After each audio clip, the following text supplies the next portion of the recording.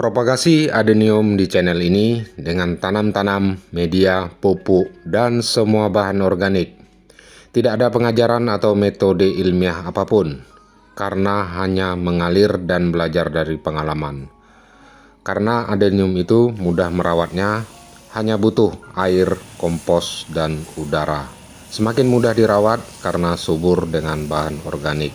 Persoalannya hanya mau atau tidak, itu saja.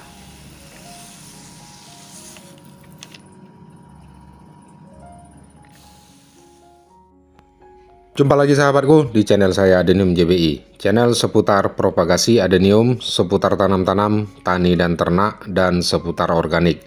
Sekali lagi saya ucapkan terima kasih atas dukungannya, dan saya masih mengharapkan sahabatku semua yang hadir di sini tetaplah di channel saya dan dukung terus, like, subs, dan harapan saya kalau ada yang ditanyakan silahkan tulis di kolom komentar.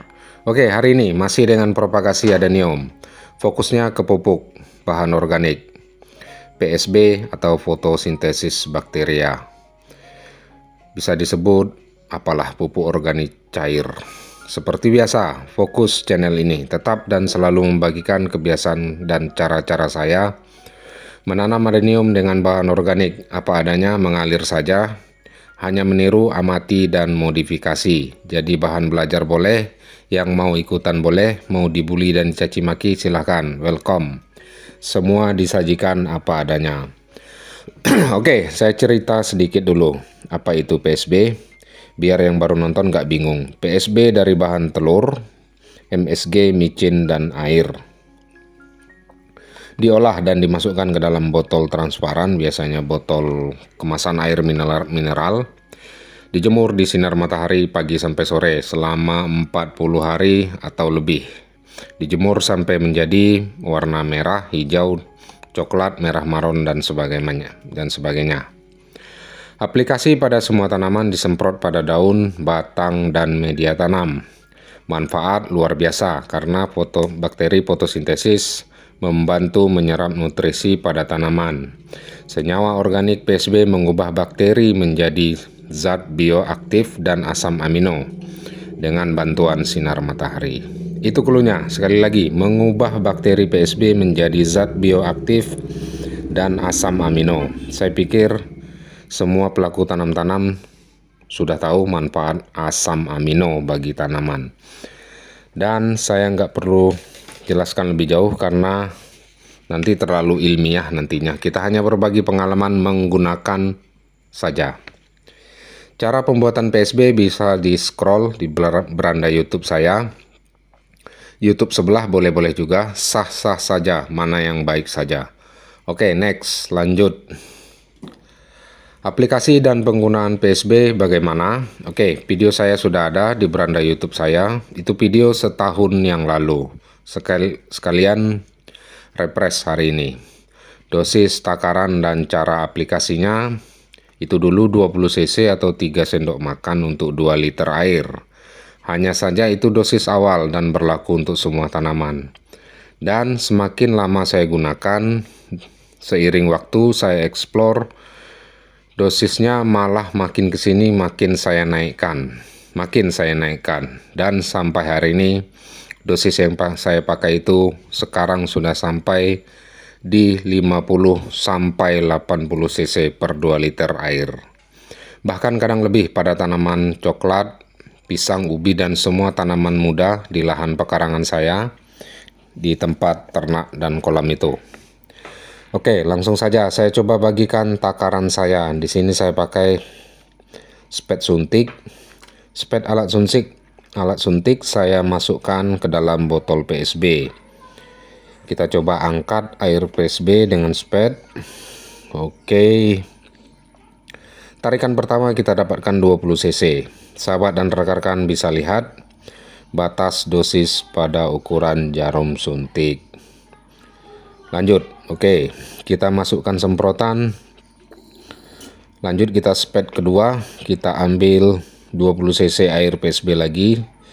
Sesuai ukuran suntik itu mentok. Oke, saya ambil 10 cc lagi. Jadi total 50 cc. Real dosis PSB yang saya pakai sampai sekarang. Oke, lanjut, kita pompa dulu semprotan.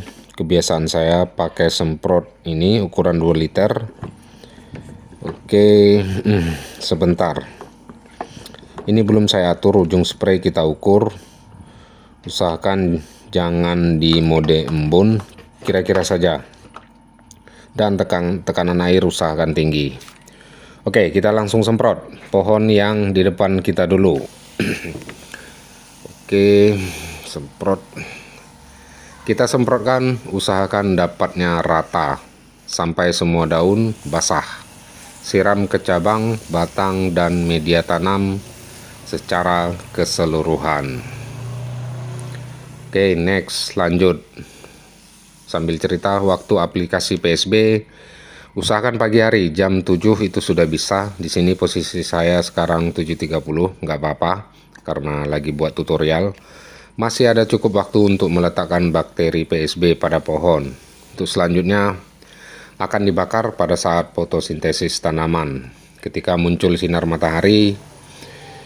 Jadi begitu proses kerjanya, membantu fotosintesis, memberi energi tanaman, asam amino dari telur, dan zat radio bioaktif lain dari glukosa atau micin.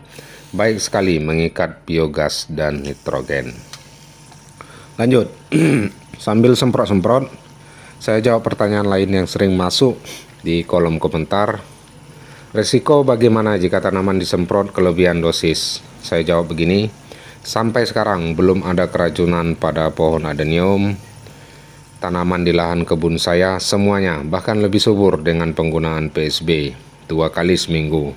Saya pikir dosis yang saya pakai ini sudah cukup tinggi. Tanaman masih menerima dengan baik, subur, dan dari gerak tumbuhnya pada musim panas, daun, batang, bahkan muncul kelopak bunga.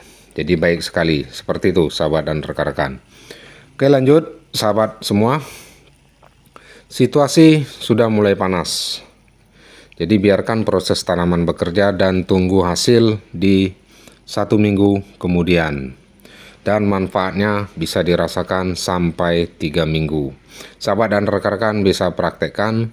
Silahkan eksplor bahan organik di sekitar kita. Karena bahan organik itu murah, mudah, gampang didapat. Terlalu banyak manfaat dibanding dengan resikonya. Persoalannya hanya mau atau tidak, itu saja. Adenium saya tidak sekeren dan sesubur adenium adenmania dan petani adenium. Yang biasa pakai pupuk konvensional dan sintetis. Tetapi gaya tanam saya, gaya organik saya memuaskan hati, ramah lingkungan, dan media tanam tetap dan selalu subur untuk jangka waktu yang panjang. Oke sahabat dan rekan-rekan semua, sekian dulu materi video hari ini. Semoga bermanfaat seputar PSB dan seputar propagasi adenium. Terima kasih untuk semua yang hadir di channel saya. Mohon maaf jika ada kekurangan. Kita jumpa di kesempatan lain. Salam organik. Semoga jaya adenium Indonesia.